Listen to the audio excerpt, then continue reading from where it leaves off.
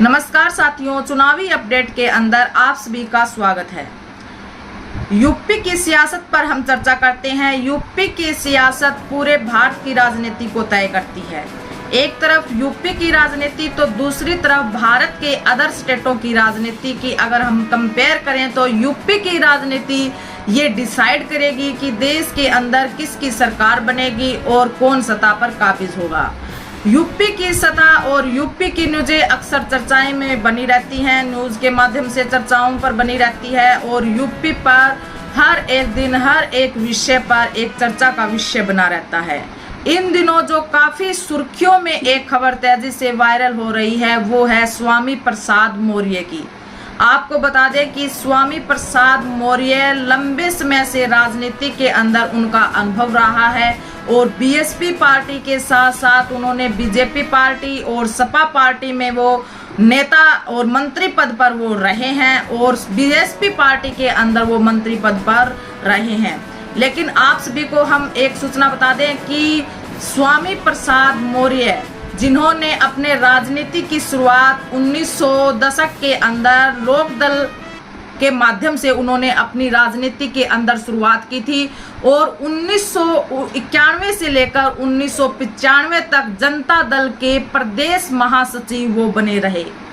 स्वामी प्रसाद मौर्य ने 1996 के अंदर वो बीएसपी पार्टी के अंदर आए और 97 में बीएसपी और बीजेपी के गठबंधन में वो मंत्री बने। 2002 के अंदर वो विधायक चुने गए और उसके बाद 2016 के अंदर उन्होंने बीएसपी पार्टी को छोड़ दिया था और बसपा सुप्रीमो बहन मायावती पर उन्होंने कई तरह के एलिगेशन लगाए थे, टिकटों को पैसों में देकर बांटने को लेकर। इस तरह के बहुत से एलिगेशन उन्होंने बहन मायावती जी पर लगाए और 2016 के अंदर उन्होंने बीएसपी पार्टी छोड़ दी थी। 2017 के अंदर विधानसभा चुनाव से ठीक पहले उन्होंने बीजेपी पार्टी को ज्वाइन किया और योगी सरकार के अंदर वो मंत्री पद पर बने। 2022 में उन्होंने बीजेपी पार्टी और अपने मंत्री पद से उन्होंने इस्तीफा दे दिया था। उसके बाद में उन्होंने समाजवादी पार्टी को ज्वाइन कर लिया था और फिलहाल में उन्होंने समाजवादी पार्टी को भी इस्तीफा देकर और छोड़कर उन्होंने अपनी राष्ट्रीय शोषित समाज पार्टी बनाई अलग से और चुनाव लड़ने की इंडिपेंडेंट उनकी सोच थी। लेकिन अभी सूत्रों के हिसाब से और पता चल रहा है कि उनकी बीएसपी पार्टी के अंदर घर वापसी हो सकती है, यानी वो हाथी की सवारी फिर से कर सकते हैं। बता दें कि यूपी के अंदर बहन कुमारी मायावती जिन 80 की 80 सीटों पर चुनाव फाइट करने जा रही हैं, 80 की 80 सीटों पर चुनाव लड़ेगी और 7 मई से वहां पर नामांकन शुरू होने वाले हैं। 7 मई से नामांकन शुरू हो जाएंगे और सूत्रों के हिसाब से बड़ी खबर ये सामने आ रही है और ये पता चल रहा है कि स्वामी प्रसाद मौर्य बीएसपी के अंदर जा सकते हैं। उनकी वार्तालापों से उनके हाल ही में उनका एक पोस्टर वायरल हुआ था जिसमें ये चीज़ें उन्होंने कही थी कि बीएसपी पार्टी में जा सकते हैं और सूत्रों के हिसाब से ये पता चल रहा है कि वो यूपी की कुशीनगर सीट से, लोकसभा सीट से वो चुनाव फाइट कर सकते हैं क्योंकि बहन कुमारी मायावती जी ने 78 सीटों पर अपने प्रत्याशी घोषित कर दिए हैं, लेकिन 2 से 3 सीटें अभी भी बाकी हैं जिन पर प्रत्याशी अभी बाकी हैं। तो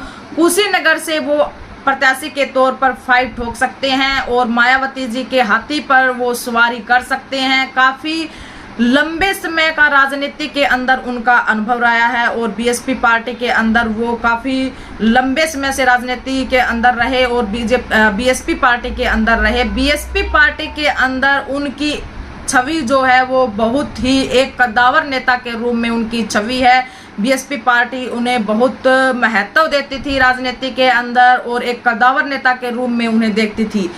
लेकिन उनका बीएसपी पार्टी को इस तरह छोड़कर जाना, बीजेपी पार्टी के अंदर शामिल होना, सपा के अंदर शामिल होना, अलग से अपनी पार्टी बनाना, लेकिन अब जो फिर से बीएसपी पार्टी के अंदर शामिल होने की बात आ रही है, इससे बहुजन समाज में खुशी की एक लहर है। बहुजन समाज पूरा खुश है इस बात को लेकर कि स्वामी प्रसाद मौर्य आखिरकार अपने घर की वापसी की ओर मुख कर रहे हैं, घर वापस आ रहे हैं और हाथी की सवारी पर कुशीनगर सीट से वो चुनावी फाइट कर सकते हैं। ये सब के लिए एक सुनहरा अवसर है और समाज के लिए एक सुनहरा अवसर है। इसी के साथ यूपी की सियासत की राजनीति देखने के लिए और अदर स्टेटों की राजनीति को देखने के लिए हमारे चैनल से जुड़े रहें और हमारी वीडियो को लाइक करें और चैनल को सब्सक्राइब करें। धन्यवाद।